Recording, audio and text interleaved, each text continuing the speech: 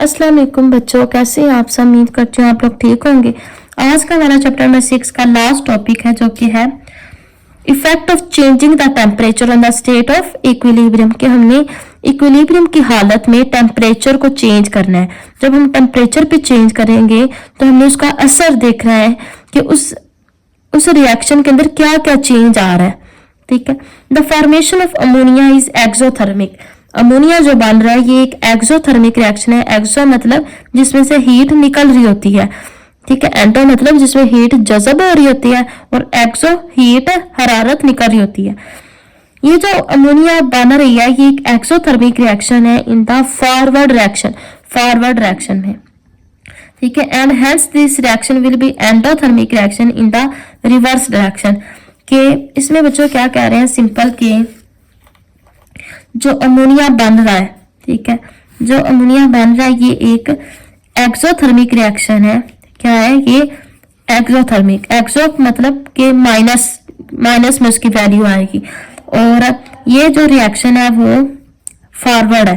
Forward ये मैं show करा रही हूँ इस तीर के साथ। अब दूसरी क्या बात कर रहे हैं कि ये रिएक्शन एंडोथर्मिक कब होगा? जब ये रिवर्स होगा। ये रिवर्स है और ये क्या है? एंडोथर्मिक। ये बात कर रहे हैं इसमें कि रिएक्शन जो है एक्सोथर्मिक कब होगा? In the forward reaction. और एंडोथर्मिक कब होगा? In the reverse reaction. अब ये रिएक्शन है N2 + 3H2 क्या मिलकर बना है 2NH3। अगेन वही रिएक्शन बार बार आ रहा है कि एक नाइट्रोजन का मोल है 3 हाइड्रोजन के मोल के साथ क्या मिलकर क्या बना रहे हैं? 2 अमोनिया के मोल। ये जो बच्चों अमोनिया आता है ना ये हम खाद के तौर पर इस्तेमाल करते हैं। फैक्ट्रीज में ये रिएक्शन होता है। ठीक है। जब ये फैक्ट्रीज में रिएक्शन होता है ना तो अमोनिया बनता है। ये अमोनिया बनाने के लिए हम कैटालिस्ट डालते हैं, टेम्परेचर चेंज करते हैं।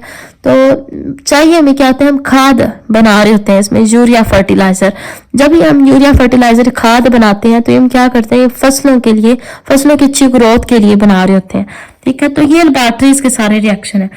If this reaction is at equilibrium, ये जो रिएक्शन अब हमने ये कब हो रहा होता है? इक्विलिब्रियम पर हो रहा होता है। इक्विलिब्रियम मतलब दरमियानी हालत में हो रहा होता है। And its temperature is increase.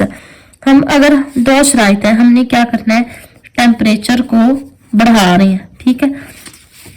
Temperature is increase the state of the equilibrium will be disturb again. बच्चों जब हम टेम्परेचर को बढ़ाएंगे तो इक्विलिब्रियम की जो हालत थी वो डिस्टर्ब हो जाएगी। ठीक है। मतलब कि 2 चीजें पड़ी हुई हैं वो इक्वल है, मतलब उन दोनों की तादाद सेम है। जब हम उसमें कोई चीज डाल देंगे या निकाल देंगे तो उसकी डिस्टर्ब हो जाएगा ना वो। The del of this reaction is negative. ठीक है। रिएक्शन की वैल्यू क्या होगी? नेगेटिव होगी जब हम टेम्परेचर को बढ़ाएंगे। This means that total energy of the system containing N2 and H2 is higher than that of ammonia. तो कह रहे हैं कि जब हम टेम्परेचर को बढ़ाएंगे ना तो क्या होगा? रिएक्टेंट की तादाद ज्यादा होगी।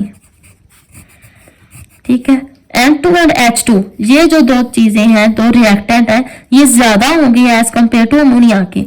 और ऑपोजिट अगर हम बात करें कि जब हम टेम्परेचर को कम करेंगे तो प्रोडक्ट की तादाद ज्यादा होगी। ये आगे बात लिखी हुई है।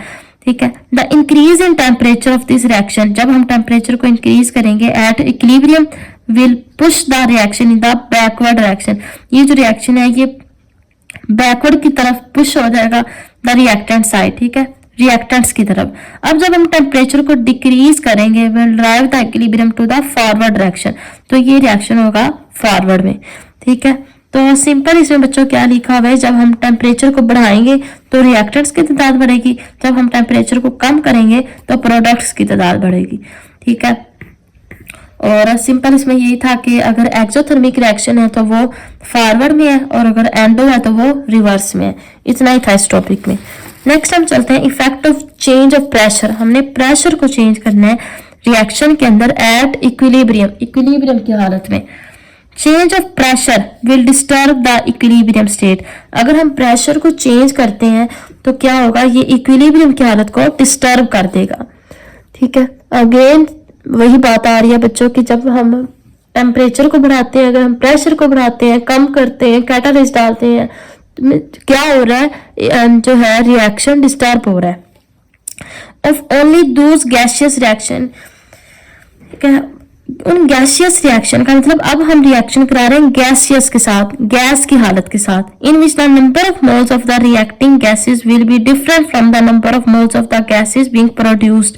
कि जो रिएक्टिंग गैसेस हैं, जो रिएक्ट कर रही हैं गैसें, उनके मोल की तादाद जो होगी वो मुख्तलिफ होगी जो मोल्स बन रहे होंगे। मतलब जो चीजें हमने मिलाई थी ना, मतलब 4 चीजें हमने मिलाई थी, जब वो बनेंगी वो 5 होंगी। मतलब जो हम चीज मिला रहे हैं वो मुख्तलिफ है जो चीज बन रही है, ठीक है। Will be different from the number of moles of the gases being produced, जो चीज बन रही है।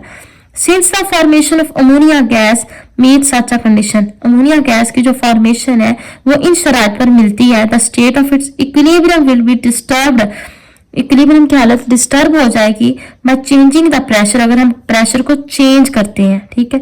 अगेन बच्चों वही रिएक्शन, बार बार एक रिएक्शन आ रहा है अमोनिया का, ये आपने अच्छे से याद कर लेना है, ठीक है। अब पिछले रिएक्शन को डिटेल से उन्होंने बताया हुआ कि in this reaction 4 mole of reacting, 4 मोल जो है रिएक्टेंट के, मतलब 1 नाइट्रोजन का था और 3 हाइड्रोजन के थे, यही था ना बच्चों। तो कितने total 4 mole of reacting gases are producing 2 mole of product. इन 4 ने मिलकर क्या बनाया था, 2 अमोनिया के रिएक्टेंट मोल बनाए थे, 2 mole of product. If this reaction is at equilibrium, अगर ये रिएक्शन इक्विलिब्रियम की हालत पर है, and the pressure is increase, और अगर हम प्रेशर को बढ़ाते हैं, the equilibrium will be disturb. Again वही बात, अगर हम प्रेशर को बढ़ाते हैं तो इक्विलिब्रियम डिस्टर्ब हो जाएगी। अब हम उसको अगर हासिल करना चाहते हैं तो reaction will move to that side to which number of moles are less. तो रिएक्शन उस तरफ होगा जिस तरफ मोल्स की तादाद कम है, ठीक है। फॉरवर्ड रिएक्शन मतलब इस तरफ, देखें यहाँ पर 4 मोल है, इस तरफ 2 मोल है, तो रिएक्शन किस तरफ होगा, जिस तरफ मोल की तादाद कम है, मतलब 2 की तरफ, मतलब फॉरवर्ड की तरफ, ठीक है। The formation of ammonia gas is दस फेवर्ड एट हाई प्रेशर, इसलिए जो है अमोनिया गैस की फॉर्मेशन जो है वो हाई प्रेशर पे की जाती है, ठीक है। अब लास्ट वाला जो हमारा टॉपिक है वो है effect of presence of a catalyst, कि हमने कैटालिस्ट की तादाद को की प्रेजेंस पर इफेक्ट पड़ना है, ठीक है। कि अगर हम कैटालिस्ट को डालते हैं उसकी मौजूदगी में क्या क्या असर हो रहा है उस रिएक्शन के अंदर। सिंपल सी बात है, अगर हम कैटालिस्ट को डालेंगे तो क्या होगा, रिएक्शन स्पीड अप हो जाएगा, रिएक्शन तेजी से होगा, जो उसने 1 घंटे में होना था वो 2 मिनटों में हो जाएगा।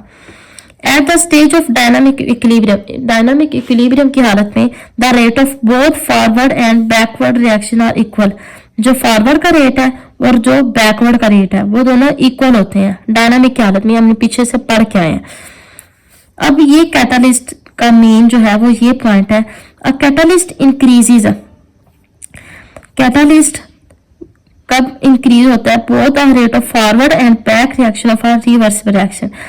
कैटालिस्ट क्या करता है, फॉरवर्ड के रेट को और बैकवर्ड के रेट को इंक्रीज कर देता है, मतलब स्पीड अप कर देता है। If a reversible reaction is carried out in a presence of a catalyst, अगर रिवर्सिबल रिएक्शन हो रहा है कैटालिस्ट की मौजूदगी में, it will decrease the time taken, ये टाइम को कम कर देगा, ठीक है। By the reaction to attain a state of equilibrium, equilibrium की हालत को बरकरार रखने के लिए, हासिल करने के लिए अगर हम कैटालिस्ट को डालते हैं तो ये कम टाइम के अंदर अंदर हमें इक्विलिब्रियम की हालत तक पहुंचा देगा, ठीक है। सिंपल सी बात के रिएक्शन को स्पीड अप करता है, ये रिएक्शन को तेजी से कर देता है, ठीक है। जो रिएक्शन 5 मिनट में होना होता है वो 2 सेकंड में कर देता है, ठीक है, अगर हम कैटालिस्ट को मौजूद करते हैं, ऐड करते हैं। Let us consider another example, अब ये कुछ एग्जाम्पल है, कैटालिस्ट का टॉपिक इतना ही था बच्चों। अब ये लास्ट पे एग्जाम्पल दिया, let us consider another example of a reversible reaction at equilibrium. हमने इक्विलिब्रियम की हालत में एक एग्जाम्पल समझनी है, कौन सी है, फास्फोरस पेंटाक्लोराइड। पेंटा अगेन बता दो, पेंटा किसको कहते हैं, 5 को कहते हैं। फास्फोरस पी पेंटाक्लोराइड, इसका हमें रिएक्शन कराना है तो क्या बनेगा, PCl3, 3 क्लोराइड अलग हो जाएंगे, 2 क्लोराइड अलग हो जाएंगे, PCl3 प्लस Cl2 अलग, ठीक है। तो टोटल PCl5 हो गए। क्या बच्चों, उम्मीद करती हूँ आपको टॉपिक की समझ लग गई होगी। मिलते हैं एक नए टॉपिक के साथ, तब तक के लिए अल्लाह हाफिज।